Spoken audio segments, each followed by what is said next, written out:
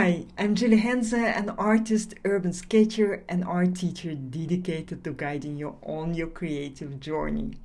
I'm also the founder of Brave Brush Studio, a membership for amateur artists and urban sketchers that will help you unlock your creativity and find peace and joy in the process. Today I'm sharing a colored pencil technique you can use to make a quick and loose travel sketch on location. I'll show you how to sketch this beautiful Choco-Museum in Mexico in less than 10 minutes. And this technique is especially helpful if you're traveling with non-sketchers. You know what I mean. Using dry media like colored pencils means you can start sketching straight away and get the most important details down first. Take a moment to like this video and subscribe to my channel. Let's get sketching. The question was, Emma, the question was how to draw it with in a quick way, right? Yeah, I think if you're on location, so I went here with my husband and he doesn't sketch. So if I was going to stand in front of this and sketch it, I'd have to, do it in a relatively short period of time. I know what you mean. Yeah. Okay. Let's try to do that. I love it so much, and I would actually use gouache for that. But I think for a quick sketch, it's better to use colored pencils. And let me make it a little bit smaller. Okay, so the colors that I would use. Let me think. I think that the blue color would work really best for that. So I need a blue color, this red color. Yeah, I would just, start with a frame, of course. I usually start with a frame because it's easier to draw the picture and it looks more finished in the end. The composition is also better. It's easier to define the composition. Okay, and then I would draw a rectangle for the whole building. So we start with the biggest shapes and with the largest shapes, and of course the bottom, because if you draw a building, it's very important always to define the bottom. I see sometimes that people draw a building, a house, and then it's very, very detailed at the top, and there is no bottom. And that means that it's not stable. The building should have a very stable fundament, base, because this way it looks really like a building and not like I don't know, something in the air. Okay, so I have the whole building now. Then the next thing that I want to know is where the this middle part starts. I mean, the top of the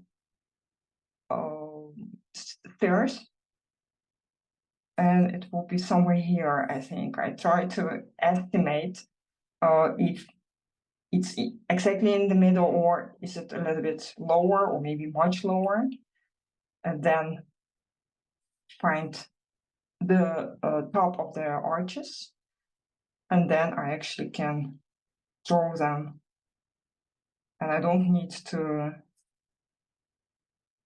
count them or something like this, because I think it's not very important. It's a quick sketch. Nobody cares about how many arches there are.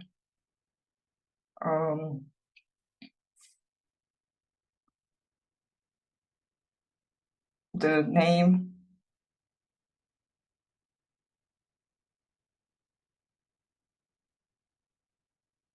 and then I don't know, something like this. For the inside part, for the wall, for the yellow wall, it's yellow, but it's also in the shadow. So I would use a warmer, a darker shade of yellow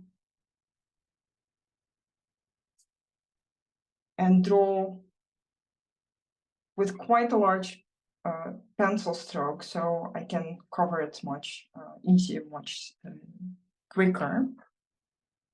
And also for the building itself, I can use a blue color.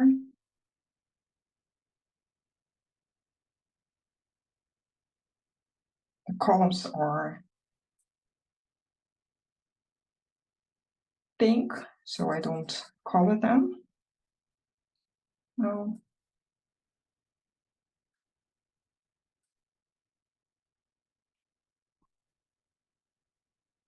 And then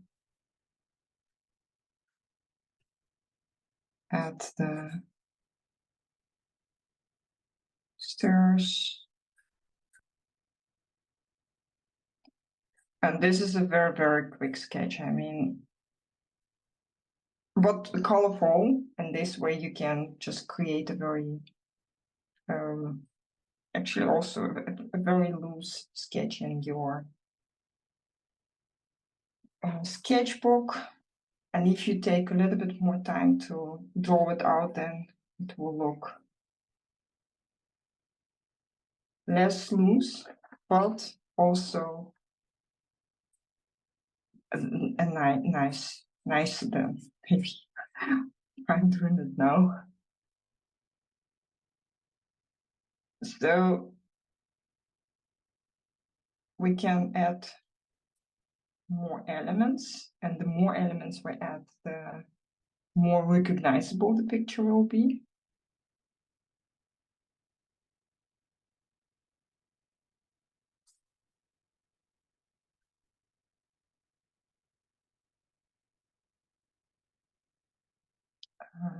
Shadows and the palm trees. Also, you know, you don't need to draw every single leaf here. Just create a suggestion. If you have no time to draw that much, then you create suggestions of everything. Add shadows.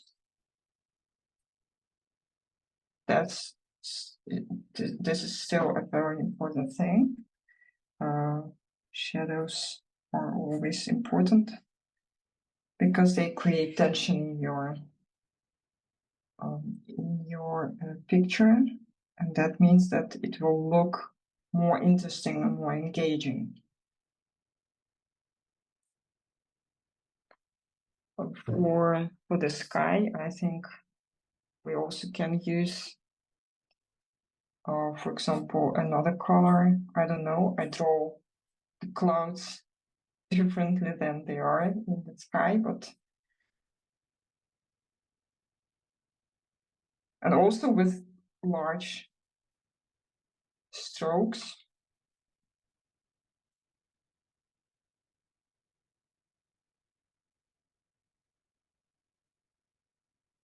So I can work much quicker.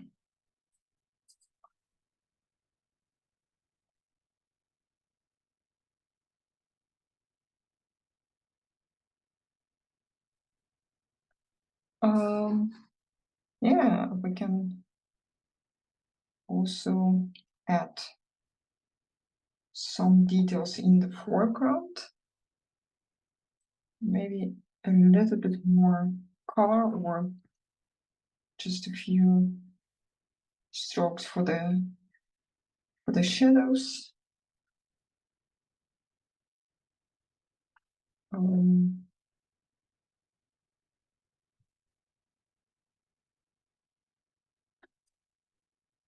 Some color in the foreground, maybe, or maybe not. I think it will be too much now.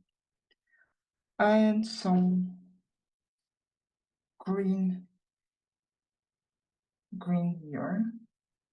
Okay, so if you take a little bit more time to work it out, then your picture will probably be really nice and quick. I actually think that this picture is also quite fun. It's super fun because it's such it's quite a distinctive building. And when I visited here, I wasn't sketching yet, so I don't have any sketches. And I think if I came home with something like this, I'd be quite happy. Yeah. Maybe you can still draw it in your own style. From a reference then. Or did you do it later? No, not yet. Oh, okay. No, because this was posted while I was on holidays. But I will, I'll show everyone. Yeah. I hope this video has given you some ideas on how to make the most of the opportunity to sketch in those in-between moments when you're traveling. You can always make a more detailed sketch or paint one of your travel sketches when you get home from your trip. I demonstrated this technique in our monthly Q&A session in Brave Brush Studio. Every month, our members can ask questions about their artwork or current tutorials they are working on. If you'd like personalized feedback on your artwork as a part of a supportive community, head over to bravebrushes.com to become a member today. Let me know in the comments how you found this travel sketching technique. And if you post your sketch on Instagram, make sure to tag me at Julia_Henze. I can't wait to see what you create. Happy sketching. I'll see you next week.